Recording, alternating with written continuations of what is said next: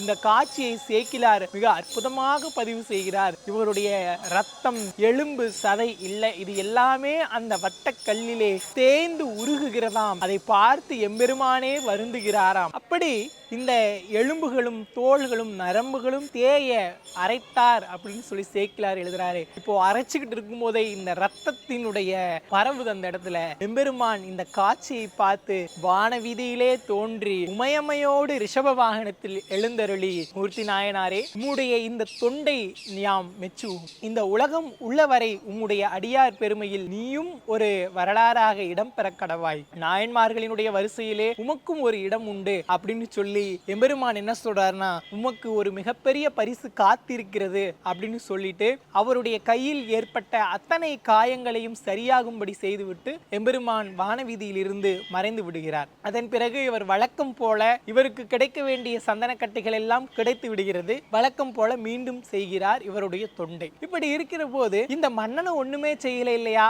அப்படின்னு நினைக்க கூடாது. ஏன்னா இந்த மன்னனை இரவோடு இரவாக எம்பெருமான் விதியினுடைய பயனாக இவரை என்ன பண்ணிடுறாருன்னா மாய்க்க செய்கிறார்.